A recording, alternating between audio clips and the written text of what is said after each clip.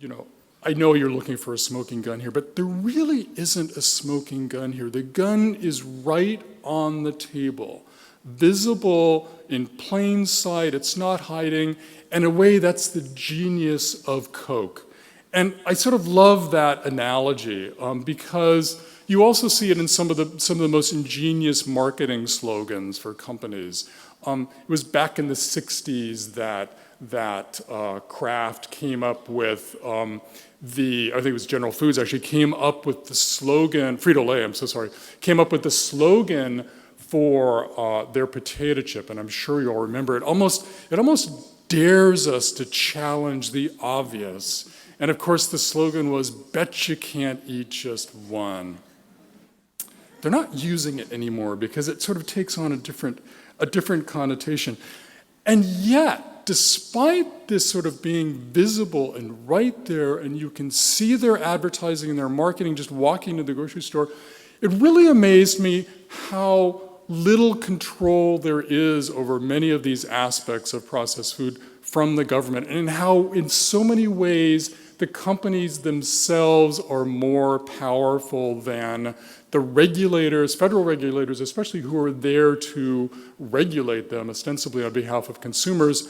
I devote a chapter looking at how the Department of Agriculture is inherently hugely conflicted, and how the vast majority of the monies that it has and has access to are aimed in some cases at promoting the consumption of things that the little tiny corner of the USDA is warning us about, including red meat and cheese, which are now the number 1 and 2 sources of saturated fat in our diets.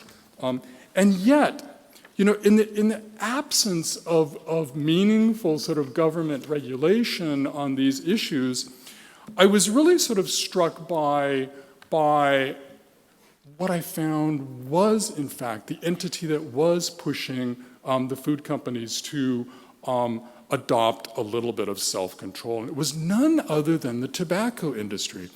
And this is what happened. I mean, Philip Morris became the largest food manufacturer in North America back in the mid-'80s when it acquired General Foods and then Kraft.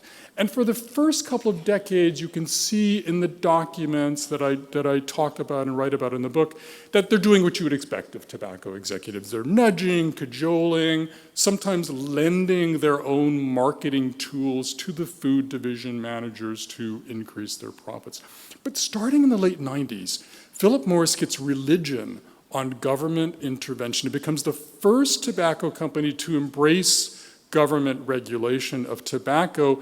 It's doing so to save itself. It's polling heavily, and it's worried about losing the public trust. And when it does so, the top officials at Philip Morris turned privately to their food division people and said to them, "You guys are going to face as great, if not greater, problems with salt, sugar, fat, obesity as we are now with nicotine and cigarettes, and you're going to have to do something to lessen your dependency on those." And they began pressing for change.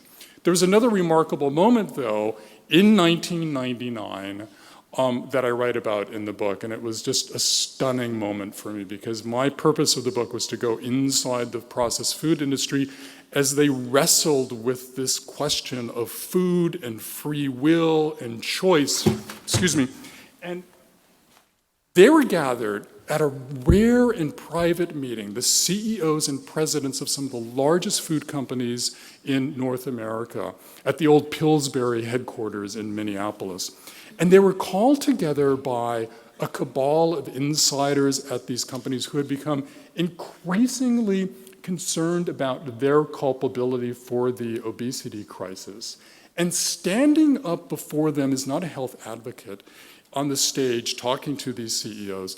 It's one of their own. It's a senior executive of Kraft named Michael Mudd. He's armed with 114 slides, and he lays at their feet responsibility, culpability for the emerging obesity crisis. This is still back in 1999. This is one of the slides that he showed to the CEOs, the spread of obesity around this country. And they're sitting there looking at it. And then he goes even further. Michael Mudd says, look, even if you don't believe me, and he even starts associating processed foods with several types of cancers. He says, look, if you don't believe me, you have to believe that the lawyers who went after big tobacco, it's not a matter of if, but when they're going to come after us. And he pleaded with the CEOs to start doing something collectively on behalf of consumer health, to start dialing back on their own dependency.